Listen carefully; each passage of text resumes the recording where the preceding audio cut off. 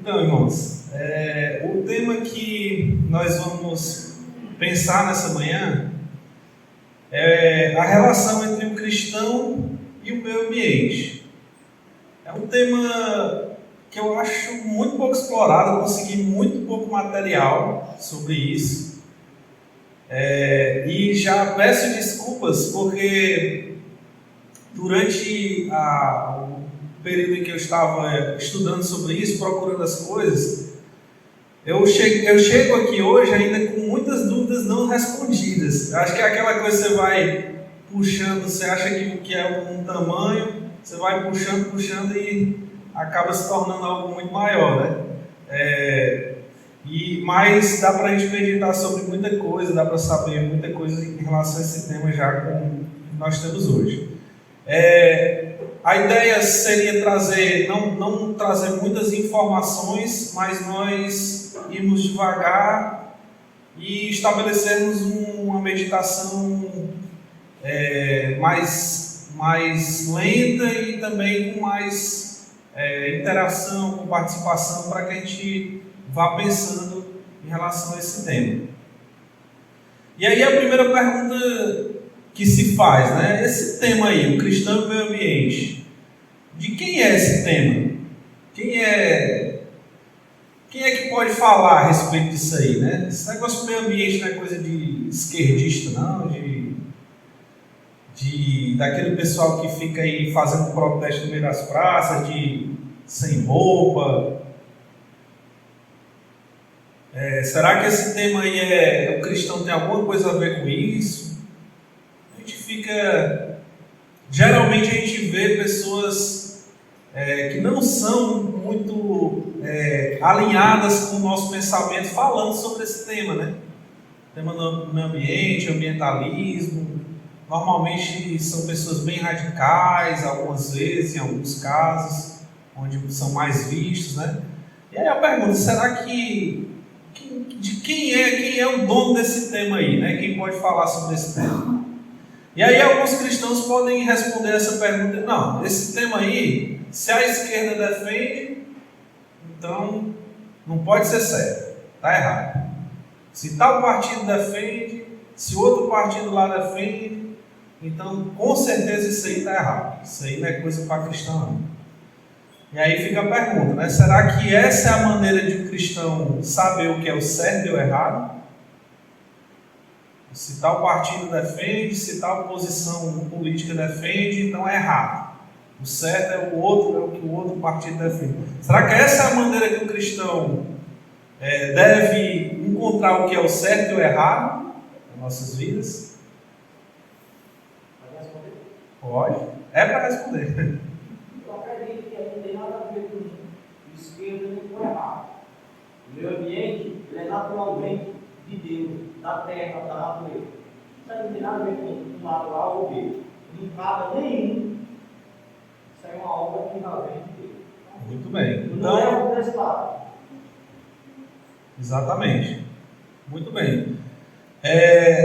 Então, realmente, assim, a maneira de um cristão saber o que é certo ou errado nunca deve ser se posição política tal concorda ou discorda. Mas, onde é que nós devemos achar o que é certo e o que é errado? Em que lugar nós devemos encontrar? Na Bíblia. Na Bíblia. Então, alguns cristãos também dizem, né? Não, então, Deus nos deu a ordem para subjugar a terra, para dominar sobre a terra. Então, o que a gente tem que fazer é explorar o máximo que essa terra dá. E Jesus vai voltar. E não tem problema destruir, não. A gente pode destruir à vontade, acaba com tudo aí, que não tem problema, não. Será que essa é a maneira correta de pensar sobre o meio ambiente, sobre a criação? E do outro lado, né, nós temos o lado mais ligado com esses movimentos ambientais, que colocam o cristão, colocam a Bíblia como um bode expiatório, né? Aquele que vai levar a culpa sobre o problema. Então nós temos um problema ambiental, ecológico, né? E aí essas pessoas que não são cristãs, que olham e cuidam da criação, muito mais às vezes do que os cristãos, né? Olham a culpa são dos cristãos, é dos cristãos.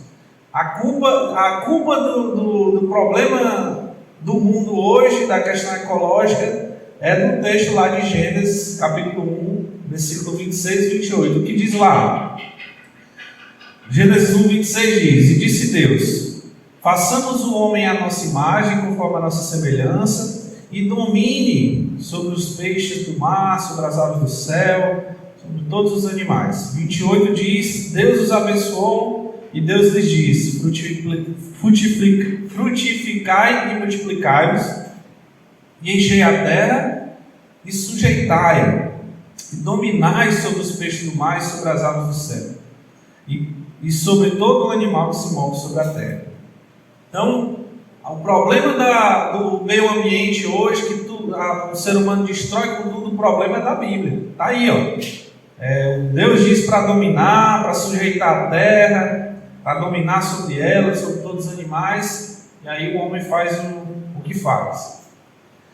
E aí até um teórico aí desse movimento ambientalista, né, que normalmente coloca a culpa em tudo dos cristãos, Ian McHarg, ele fala, né, um texto bíblico de intenso terror, dando a garantia de que o relacionamento do homem com a natureza pode ser somente de destruição, o que prejudicará qualquer habilidade criativa. Ele explicará, o texto, né, explicará toda a expoliação feita pelo homem ocidental durante pelo menos 2000 anos. Não é preciso procurar outra causa além desse texto horrível e desastroso. Ele chama o texto bíblico de texto horrível e desastroso, e que diz que esse texto só dá uma opção ao homem: destruir a terra. E aí vem a gente, né? Nós, o cristão no meio de tudo isso, né? Nós sabemos que existe uma briga política muito grande envolvida nesse tema. Mais do que isso, envolve bilhões e bilhões que são derramados aí para esses ativistas que defendem essa questão do meio ambiente.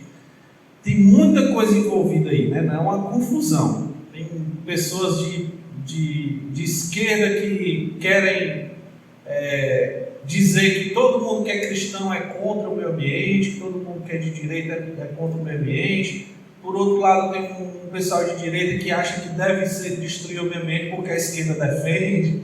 Então é uma confusão complicada, complexa da gente entender. E aí, como é que a gente deve responder, né, a esse tipo de posição? Aí vem a pergunta: será que a Bíblia é culpada realmente pelos problemas ambientais? E aí eu faço a pergunta aqui a vocês: qual é o lado que vocês estão? É o lado ou vocês destroem a natureza, ou então nós devemos abraçar a natureza, abraçar uma visão panteísta. O que é isso? Muitos pessoas não cristãs, vamos dizer assim, defendem a natureza dizendo que tudo que há na natureza é Deus. Então você não deve cortar uma árvore porque é Deus, ou então uma visão mais animista, que é mais parecida com uma visão budista. Eu não posso cortar uma árvore porque pode ser minha avó. Eu não posso pisar no besouro porque pode ser minha tia, que morreu. Então, defendem por questões erradas, né? Então, de que lado você está? Ou você está do lado de que vai destruir a terra, ou você está do lado de que você vai adorar a criação ao invés do Criador. E aí eu pergunto: qual é o lado que vocês estão? Esse lado aí. Vai destruir ou vai adorar a criação? Eu acredito que a criação, o ambiente, nós devemos adorar. Peraí. Você não pode. Você tem que escolher. Ou você vai destruir ou adorar a criação. Essa é a pergunta. Essa pergunta eu fiz, irmãos, justamente e eu interrompi o César Maria também. Eu estava aqui encarnando mais ou menos o que o mundo faz com a gente. O que o mundo faz com a gente. O mundo coloca duas opções extremas, totalmente ridículas as duas. E você tem que escolher. Se você não está de um lado, você está do outro. Não tem para onde correr. E a gente tem que ter muito cuidado com Pode ir. Não, a questão da Bíblia, né? Que a Bíblia está errada e tal. Eu não creio que a Bíblia, mas nossas interpretações. Samuel disse que não é a Bíblia que está errada, mas uma interpretação errada daquele texto, né? Do texto lá. Principalmente em harmonizar com os outros textos. Só que aquele texto que Samuel disse, ele foi criado antes do cair. Aquele texto ele não foi depois da queda. Ele fez lá também. Tá. Então eu acho que ele perfeito. A gente vai pensar sobre isso. Mas, assim, é isso que eu fiz agora, né, dessa pergunta, serve para nós ficarmos em alerta. Muitas vezes, em muitas posições, a gente vê esse extremismo. Você tem que abraçar, o mundo chega para nós dizendo que nós temos que abraçar os extremos. Ou você concorda com tudo que da prática homossexual, ou então você quer matar os homossexuais. Então, assim, o mundo coloca para nós, não, então não tem meu tempo, você tem que escolher um lado ou outro. Não, calma, vamos ver o que a Bíblia diz. Vamos pensar no que a Bíblia diz. Eu não quero escolher o que você diz, não. Eu quero escolher o que a Bíblia diz. Então é um alerta para a gente ficar atento a esse tipo de pegadinha que a todo momento nós estamos sujeitos, vivendo nesse mundo, né, e cada vez mais radicalizado, cada vez mais com pessoas com posições extremadas. Então a gente tem que ficar atento sobre isso. Então, sim.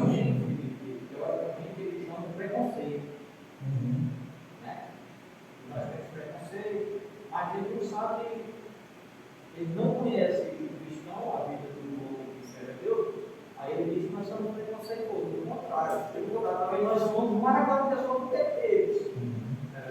Então, para um lado, assim, nós podemos ser vistos por algumas pessoas que, se você disser, não, nós podemos cortar árvore para fazer minha casa, eu posso fazer uma plantação de arroz, uma plantação de alimento aí para mim, mas eu não devo destinar, então você é um dos que vai acabar com o mundo, os recursos do mundo vai acabar por causa de você. Então, posições extremadas, né? E aí o cristão, como é que ele deve responder a isso? Deve responder com fidelidade à palavra de Deus. Nós nunca devemos cair nessa pegadinha de querer escolher posições que os homens nos dão como opção, mas olhar para a palavra de Deus.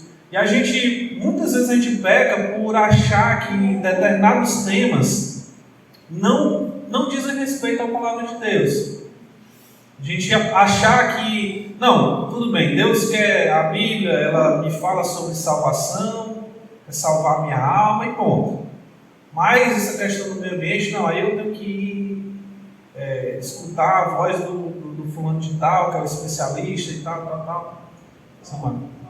Não seria, sei lá, na minha visão, acho que tem muito o contrário. Às vezes a Bíblia não quer falar aquele assunto que as pessoas se incluem. Não entendi. Às vezes a Bíblia não trata daquele assunto, aí a pessoa não quer empurrar, por isso que a Bíblia não também. Nós temos que entender assim que a maioria dos assuntos, na verdade todos os assuntos da atualidade, a Bíblia traz princípios, sim. Todos os assuntos da nossa vida, a Bíblia traz princípios. Agora, muitas vezes a gente quer achar que a Bíblia vai fazer um tratado detalhado sobre o meio ambiente, sobre a botânica, sobre as coisas, e não é dessa forma. Deus nos deu criatividade para olhar para o mundo e nos deu inteligência para observar esse mundo, descobrir e nos maravilhar através das descobertas que o homem pode fazer. Mas os princípios que regem esse tema estão sim aqui na Bíblia, né? Qual é o menor grão do mundo? Exatamente. É justamente isso. Ir no detalhe quando a Bíblia não vai. Aí, por exemplo, a Bíblia fala que Deus mostrar, né? Fala lá que o menor grão melhor semente, né? Aí a pessoa vai e diz que o menor grão vai morrer defendendo que é isso porque a Bíblia fala que é. Ali é uma parábola. Ali é como é que se diz? senso comum, né? É. O senso comum da época que... Sim, existe isso também, né? Mas o que eu quero dizer em relação aos princípios que regem qualquer tema, qualquer área da nossa vida, nós podemos sim encontrar na Bíblia. Então, é um erro nosso achar que tal tema, tal assunto, aí eu devo procurar princípios em outro lugar. Não, a Bíblia nos fornece uma cosmovisão completa, que é uma cosmovisão, a visão, a maneira de eu ver as coisas. Então, a Bíblia nos oferece isso. Nós podemos sim achar princípios para aplicar na nossa visão, na nossa relação com o meio ambiente, na palavra de Deus. Então, o cristão deve se desamarrar dessa confusão toda que a gente vive, né, a respeito desse tema, e olhar o que é que a palavra de Deus tem a dizer sobre ele, né? E aí,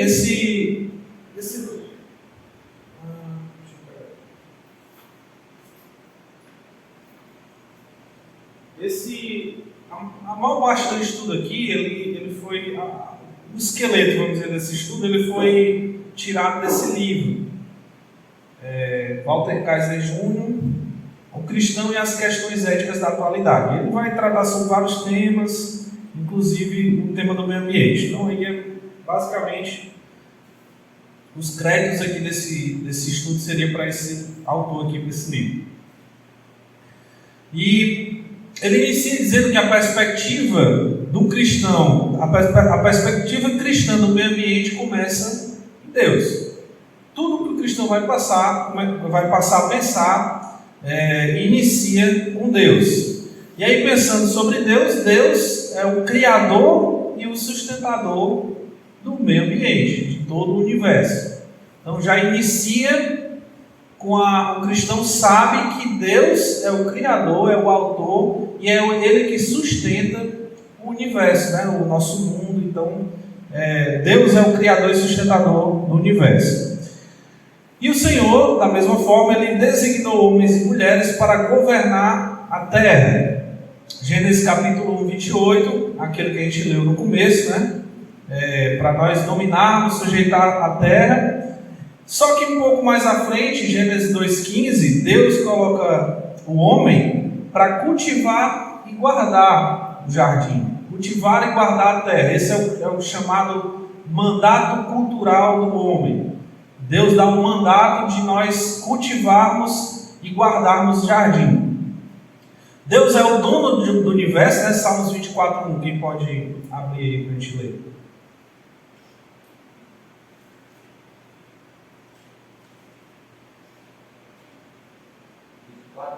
Sim. Ao Senhor pertence a terra e tudo que dela se contém, o mundo e os que nele habitam. Isso. E Deus... Sim, perdão, pode continuar. Os que nele habitam. Tá. E Deus também é o sustentador do universo, né? Vamos abrir em Hebreus capítulo 1, versículo 13. Deus é o dono, né? Ele diz que do Senhor é a terra e tudo que nela habita, né? Hebreus capítulo 1, versículo 3. Ele é o esplendor da glória e a expressão exata do seu ser, sustentando todas as coisas pela palavra do seu poder. Pronto, até aí. O final do versículo já não se conecta com essa. Mas ele diz que Jesus ali é a expressão exata da glória do ser de Deus, né? E pela palavra do seu poder sustenta também o universo. Então o universo tem um dono, o meio ambiente tem um dono, apesar de que nós fomos incumbidos por ele de administrar a terra. Então a terra é de Deus, nós somos mordomos de Deus aqui, nós devemos ser administradores daquilo que é de Deus. Então, o domínio do homem tem que ter em mente isso, de que Deus é o dono da terra, Ele a criou, Ele a fez com tantos detalhes, com tanta complexidade, então significa que Deus tem prazer em sua criação. Quando Ele vai criando, Ele diz que aquilo era bom, aquilo era bom. Nós fomos incumbidos de guardar, de proteger, de administrar aquilo que Deus nos deu. A responsabilidade dada por Deus ao homem de dominar e subjugar a criação, Gênesis 1:28, não significa que o homem deveria violar ou destruir a terra e os seus habitantes, mas cuidar do jardim. E aí a palavra cuidar, que é essa palavra chamar no hebraico, ela tem esse sentido de guardar, de conservar, de preservar. Passarinho aí, quer participar? Criação de Deus. E essa mesma palavra, vamos abrir aí em Êxodo não, Números, capítulo 6.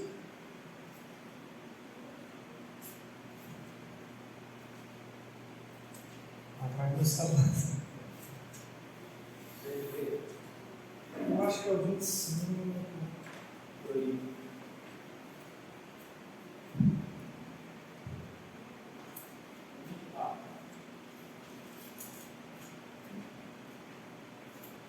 Números capítulo 6, 24. Dona Vânia, pode ler?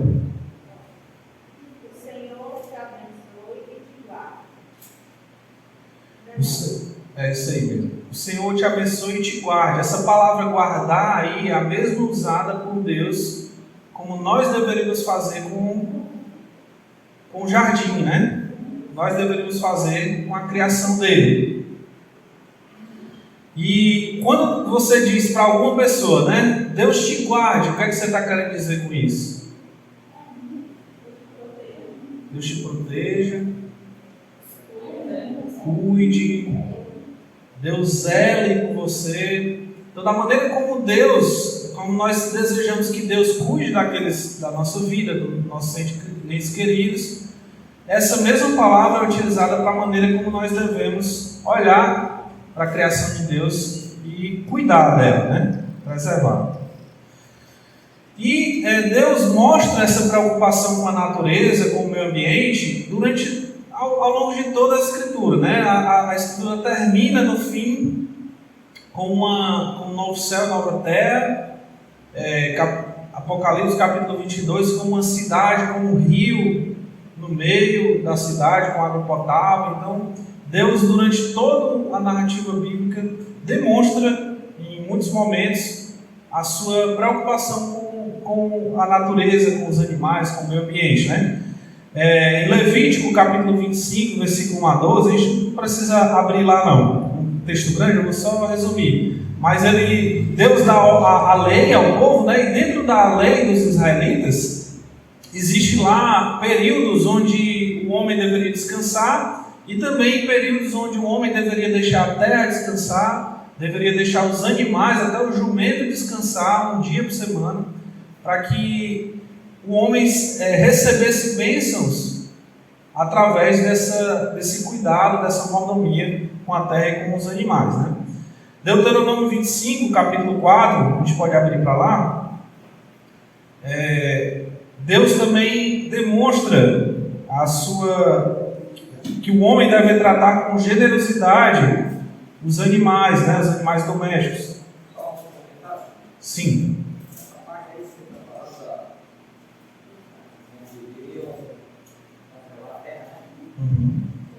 Até um certo tempo, ainda o homem, ele não fazia isso, uma agricultura.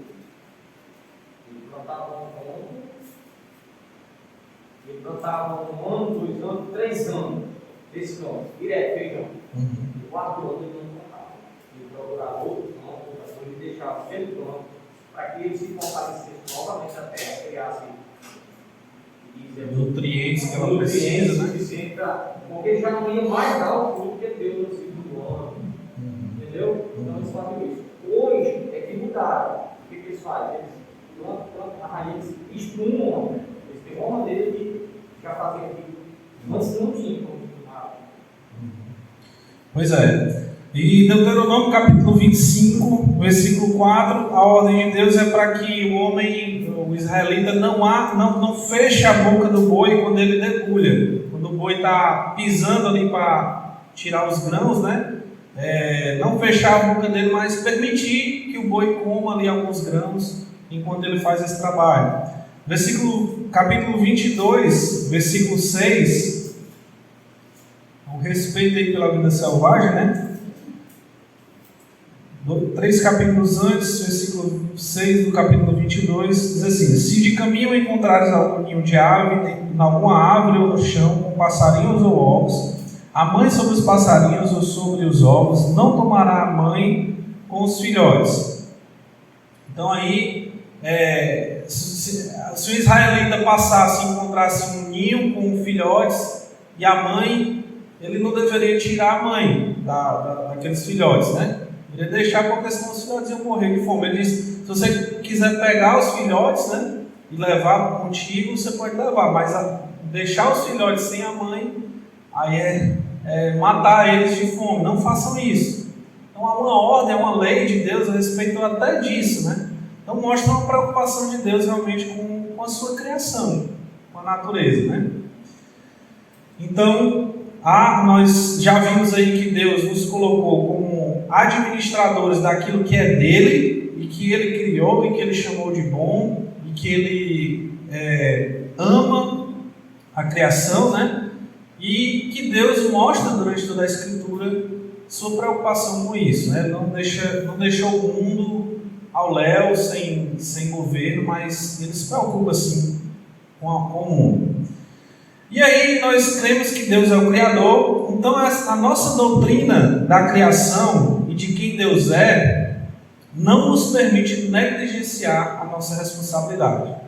Então as ordens de Deus, aquilo que Deus e a doutrina de que Deus é o Criador, não é quem Deus Ele é o Criador do universo, não nos permite tratar com indiferença, deixar essa responsabilidade de cuidar, de guardar a terra, o meio ambiente, e negligenciar isso e ter aquela posição que eu disse no começo, né? Vamos destruir a terra, não é dessa forma que Deus deseja. A tecnologia e o poder humano não devem ser o que determinam a sociedade, o que a sociedade deve fazer, mas nós que somos protetores e administradores da terra que Deus nos colocou, devemos controlar a tecnologia. Então existe muito debate sobre até onde se deve ir a tecnologia, e muita coisa não é aplicada ainda hoje em dia que destruiria a terra, porque existem pessoas que tentam preservar para que isso não aconteça. Então essa questão aí da tecnologia nós vamos ver daqui a pouco mais detalhadamente. Pelo contrário, né? O salmista fala no Salmo 111, versículo 2: grandes são as obras do Senhor, e nelas meditam todos os que a apreciam. Então a obra do Senhor é grande, é maravilhosa, e nós devemos olhar para ela e meditar sobre aquele que a criou, né? Então, nossa atitude em relação ao meio ambiente não deve ser de destruição, mas de conservação e apreciação do meio ambiente, né? E a nossa doutrina da redenção também deve influenciar a nossa relação com a natureza. Aqui, quer um pouco mais de atenção, mas nós cremos que Deus criou o mundo, que o homem caiu, e que em Cristo nós temos redenção. E em um aspecto, essa redenção ela já é completa, ela já é real em nossas vidas, mas em certo aspecto nós estamos progredindo em redenção. Nós estamos cada vez mais em nossa luta por santidade, em nossa vida cristã, nós estamos se desvencilhando das amarras do pecado e assim experimentando uma redenção cada vez mais completa, e no fim nós teremos a redenção perfeita, livres totalmente de tudo aquilo que é mal, e presentes com Deus, né, que é o perfeito. Então essa doutrina da redenção ela deve também influenciar. Se Deus criou tudo bom e perfeito e o homem caiu e tornou isso imperfeito, nós estamos num caminho de redenção. Então nós devemos também, o homem perdeu quando há a queda, a criação perfeita, no momento em que o homem cai, o homem perde alguns aspectos da vida humana que são impactadas. Por exemplo, a relação do homem com Deus, primeiramente, ela é quebrada quando o homem peca, quando Adão peca. A relação do homem com a mulher, a relação de Adão com Deus. Adão foge de Deus, né, no momento que ele peca, ele quer se esconder de Deus. A relação do homem com o próximo, né, com sua mulher, também é quebrada. O homem diz, não, foi a mulher. E a mulher diz, não, foi a serpente. E aí há confusão nas relações humanas, né? E também há uma quebra na relação ecológica do homem. O homem mata um animal e faz uma pele para poder se vestir. Então a relação do homem com o meio ambiente também foi afetada com a queda, né? Vamos ler Romanos capítulo 8, para a gente ver esses aspectos da redenção mais presentes.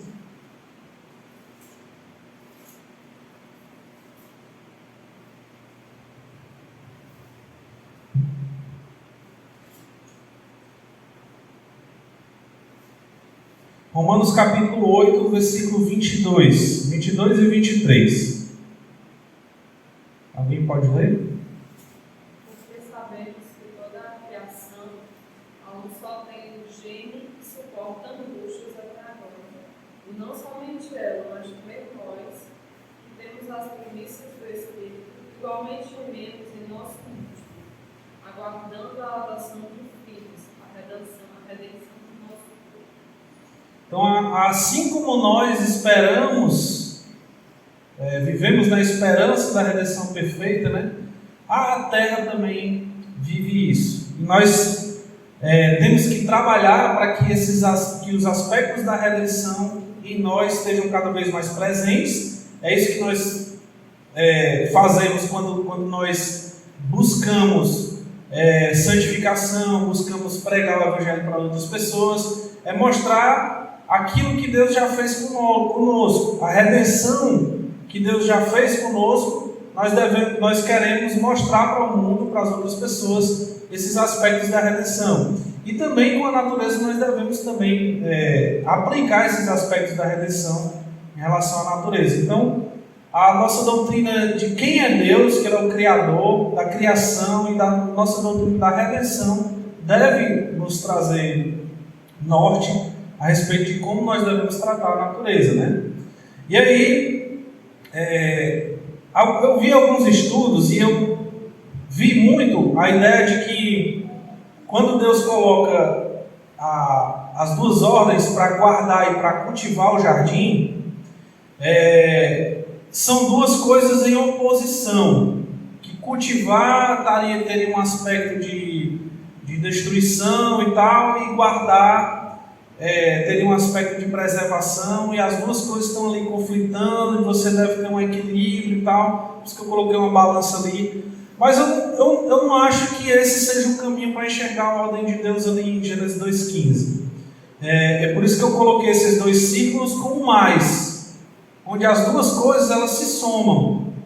Então, por um lado, nós devemos guardar, conservar, manter e proteger a natureza, e no mesmo lado, se somando, nós devemos cultivar, trazer progresso, inclusive, quem sabe deixar as coisas melhores do que quando nós encontramos, né? Fazer com que a terra produza usando menos recursos da terra, né? Com tecnologia, fazendo que nós tenhamos nosso sustento utilizando menos recursos da terra. Então nós estamos utilizando o progresso, a criatividade, o desenvolvimento humano também para conservar e para guardar e para proteger a natureza. Então o cultivo do homem, né, em relação à natureza não está em oposição à guarda e à proteção da natureza. Pelo contrário, nós podemos sim, com nossa criatividade, com a engenharia e engenhosidade do homem, utilizada para a glória de Deus, ela pode até fazer com que as coisas se tornem melhores do que quando nós encontramos, né? Então, essas duas ordens devem se somar. E para finalizar, né, nós cristãos podemos oferecer a visão mais adequada sobre a questão ambiental. Longe daqueles extremos onde, para defender a natureza, você tem que acreditar em uma religião panteísta, longe daquela outra visão que a gente pode destruir tudo à vontade, porque Deus, no versículo 1:28, sem harmonizar com 2:15, a gente pode destruir. Mas a visão cristã ela pode oferecer a visão mais adequada sobre a relação do homem com a natureza. E aí, muitas vezes, nossos jovens, aquela questão que eu falei no começo, né? Parece que em algumas questões a gente não quer extrair os princípios bíblicos para aplicar nelas. Meio ambiente, sei lá, casamento, alguma coisa. Não, aí com a gente se resolve de outra maneira, sem aplicar os princípios bíblicos. Dessa forma, porque nós não tratamos esse aspecto, esse tema que está presente no nosso dia a dia, o cristão e meio ambiente, muitas vezes nossos jovens, preocupados com a questão da criação e da natureza, podem procurar outras visões, outras correntes de pensamento e passam a ver o mundo através dos óculos dessas outras visões seculares ou mesmo idólatras sobre a natureza, e passa a colocar esse óculos e daqui a pouco, para deixar a Cristo, deixar a Deus, abandonar a Deus, se torna algo fácil, porque eles já pensam como uma pessoa, um ateu pensa. Então, às vezes, por nós não tratarmos esse tema, nós perdemos a oportunidade até de mostrar às pessoas ao nosso redor, e principalmente aos nossos jovens, que Deus se preocupa com essas questões que estão tão presentes em nossa sociedade. Você falou aí muito importante, porque eu vejo que a igreja, de modo geral, não é a igreja, mas de modo geral, tem tomado posições e totalmente equívocas. Esse assunto não toca porque isso a Bíblia diz o contrário. A natureza não, de repente nós vamos sair desse mundo, vamos para o céu. Então, não pode falar disso. E a política também nesse sentido. Aí os jovens, Não falar sobre política, né? Os jovens acabam se interessando e às vezes o pastor, sei lá, a igreja defende isso é idólatra, não sei o quê. O jovem vai procurar conhecer, entender e acaba. Eles ficam dizendo que a fé cristã, mas esse assunto é incompatível. É mais ou menos isso que quer dizer. Sim. Eles colocam uma barreira. Exatamente, você explicou bem o que eu queria dizer aqui. Pode ser crente e crer nisso. E assim, por não tratar sobre determinados assuntos, o jovem, ou qualquer pessoa se interessa pelo assunto e vai buscar saber sobre esse assunto aonde? Se a igreja não trata? No mundo, qualquer lugar. Era isso que eu ia falar, justamente. Sempre que a igreja se cala sobre qualquer coisa, sobre sexualidade, sobre sexo mesmo, ensinar essas questões para o jovem, fazer ele ter a visão bíblica sobre isso, sobre o meio ambiente, sobre toda a política, tudo isso, quando a igreja se cala, a gente aprende onde é falado, né? Alguém está falando sobre isso. Exatamente. E eu me interesso sobre isso, eu vou escutar quem está falando. E aí a pessoa acaba. O mundo sempre vai ensinar errado, né? né? O mundo olha para aquela questão de uma perspectiva mundana.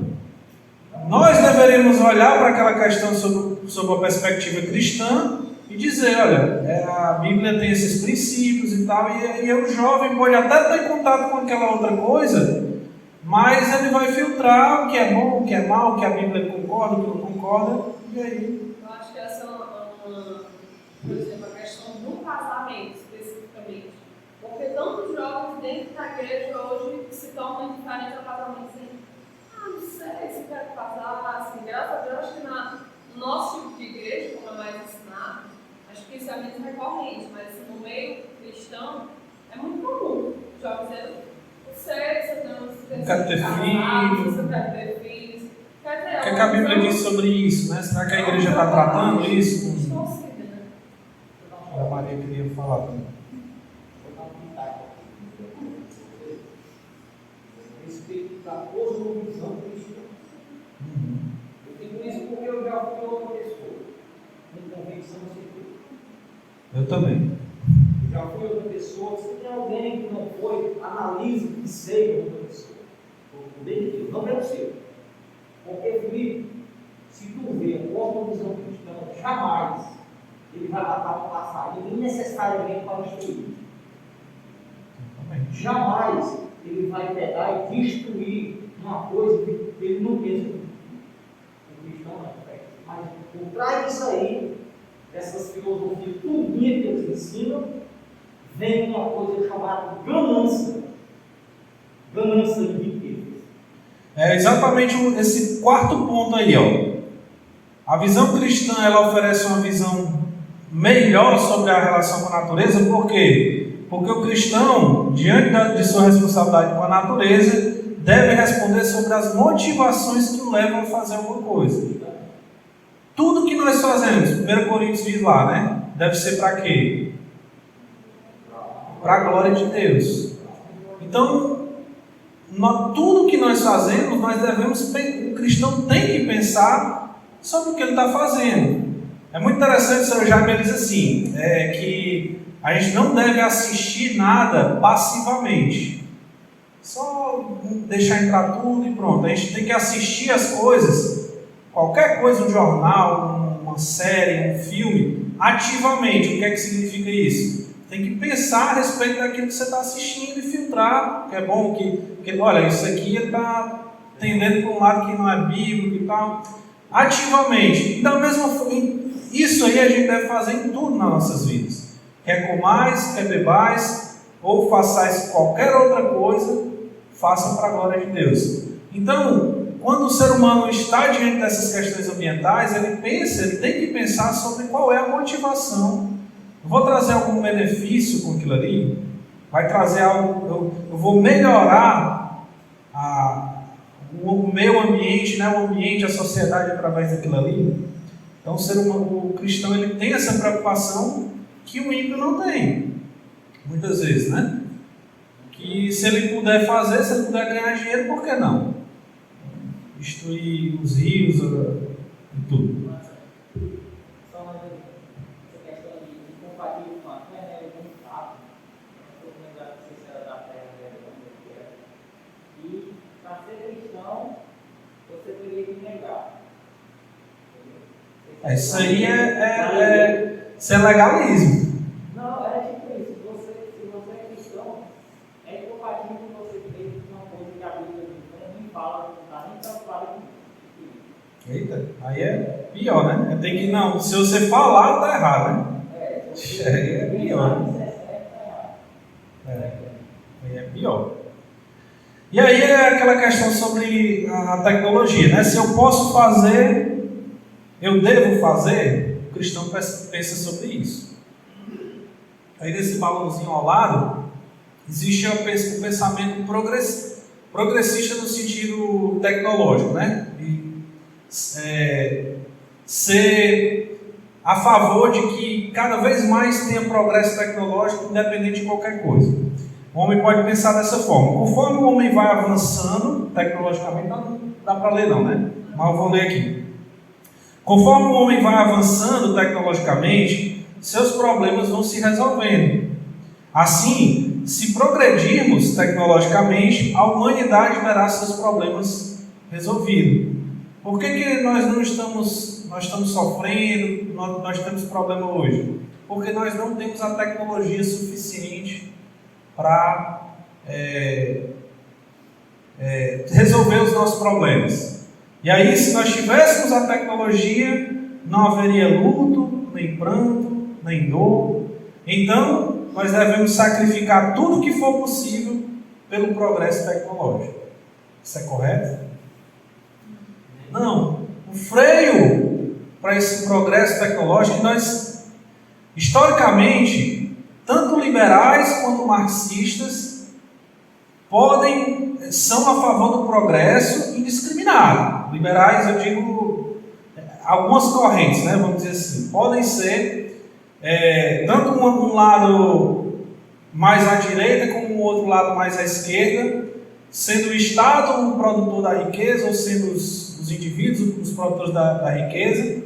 Ambos marcham em favor do progresso, né? Discriminado. Mas o cristão não. Nós sabemos que o nosso problema ele não vai ser resolvido com tecnologia. Nós sabemos que o problema do homem não é porque chegou tecnologia e o homem não está preparado, coitado. Não, o problema do homem sempre foi o mesmo, sempre será. O seu coração corrompido.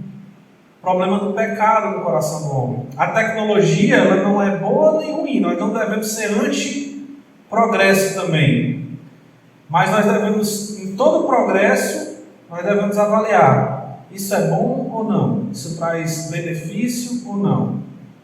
Quais são as consequências desse progresso? Então, nós somos indiferentes ao progresso da tecnologia, no sentido de fazer ou não. Nós temos um filtro que é maior, que é a glória de Deus, viver para a glória de Deus. Então, nossa esperança não está na tecnologia. Nós não devemos acabar com o mundo para ter mais tecnologia. Nós também não precisamos, não é errado o homem descampar um terreno para fazer uma sua moradia, ter uma moradia digna. Não é errado o homem plantar para a sua subsistência. Não é errado o homem olhar para a natureza e, com a criatividade que Deus deu, como é que a gente pode produzir melhor aqui com essa terra, e até destruir menos a terra, fazer com que a nossa sociedade viva de forma melhor, traga menos dor para as pessoas, menos sofrimento para as pessoas, de maneira que a natureza está sendo usada de forma responsável, né, sustentável. Então, o cristão ele tem uma visão bíblica sobre o meio ambiente extremamente rica e capaz de fornecer o equilíbrio para esse mundo tão polarizado. Então, nós devemos sim falar sobre o meio ambiente, e muitas vezes eu até botei esse penúltimo ponto como a nossa preocupação com o meio ambiente como um testemunho.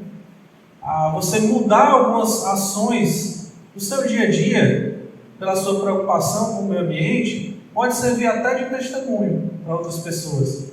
Olha só, ele não se preocupa com isso. Por que você faz assim, dessa forma? É porque cuida da terra que Deus criou, que Deus gosta, que Deus ama, e tem uma preocupação com ela. A Bíblia me ensina a fazer isso, a cuidar, a proteger. Muitas vezes pode ser uma porta para as pessoas olharem e servir até como uma porta para o Evangelho. Perguntas? Comentários? Com certeza deve ter. Interessante que uma pessoa ele tem a responsabilidade para Deus de explorar de acordo com a sua necessidade. Principalmente quem não é, já sabe, como eu falei, a ganância tomou conta da vida dele e ele não vai explorar de acordo com a necessidade, ele vai explorar para expandir. Então é aí onde está o grande erro do mundo. E nós temos que ter essa consciência que nós vamos aqui com todo queremos crescer de acordo com a nossa necessidade. Isso é importante. Eu estou decidido. Esse estudo vai continuar? Você vai aprofundar mais ele? Rapaz, como eu falei, tem algumas dúvidas, algumas coisas, principalmente aqui na ligação desses princípios com a prática, que eu ainda tenho algumas dúvidas. Não, porque eu queria levantar a questão, por exemplo, que é muito, muito ligada a esse tema, que é a questão do veganismo, né? Que é Do quê? veganismo. Ah, sim, veganismo. As pessoas que não comem carne, né? Que não, vegetarianismo, essas coisas. Assim, e dar a minha opinião, né, sobre essa questão. Porque muitas pessoas dizem, se é para preservar o meio ambiente, então por que você mata um animal para comer, né? E aí eu entendo que, assim, diante da visão bíblica sobre esse tema, os animais também eles não servem, né? Nós subjugamos a natureza na medida das nossas necessidades também mais essenciais, como, por exemplo, nós nos alimentarmos, né? Exatamente. E aí, nesse caso, eu entendo que não é raro a gente matar um frango para poder comer, enfim. Exatamente, a visão bíblica é essa, né? Os animais não são iguais aos seres humanos, são fruto de uma visão darwinista, né? De evolução, que o homem só é uma evolução, um estágio diferente, mas todas as coisas são iguais. Uma barata e um ser humano têm o mesmo valor. Não é dessa forma. O ser humano, os animais, o homem foi colocado e Deus deu o poder de dominar sobre os animais e, inclusive, nos servir deles, né? Para a nossa alimentação, para a nossa sobrevivência. A terra está aí para isso. Existem diversos teólogos mais que falam sobre Pois é. Aí eu vi algumas coisas bem estranhas, assim, que teólogos que se dizem cristãos e o que você vê ali é panteísmo, animismo da mesma forma, maquiado. Eu acho Deus está na natureza. Tá? Eu acho também que, assim, por exemplo, até isso que eu falei, ela tem um limite também. Né? Por exemplo, matar os animais para consumir. Eu acho que o limite disso seria, por exemplo, a extinção desse animal, né? Eu acho que isso não é preservar. Por exemplo, um bom uso, né? Não deixar estragar a carne. A gente tem que estar preocupado com essas coisas, né?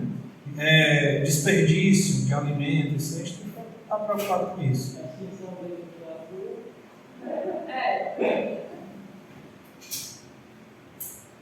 Ok, pois vamos orar e finalizar. Samuel, pode orar? Querido Senhor Deus, Pai, agradecemos, Senhor, por nós esta oportunidade, Pai, de aprendermos mais de Ti, ó Deus. Obrigado a Deus pela Sua criação, sabemos que o Senhor sustenta todas as coisas, que o Senhor sabe até que o Senhor cuida até de um pardal, Pai, que o Senhor cuida também de nós, que o Senhor ama um pardal, ama muito mais a nós, e agradecemos por aprender mais, Pai, e possamos mudar a nossa mente, ó Deus, sabendo que o Senhor ama toda a sua criação e um dia o Senhor irá restaurá-la por completo. Isso incluindo os animais, as águas, incluindo o planeta Terra. Então, nós agradecemos por essa oportunidade em nome de Jesus. Amém. Amém.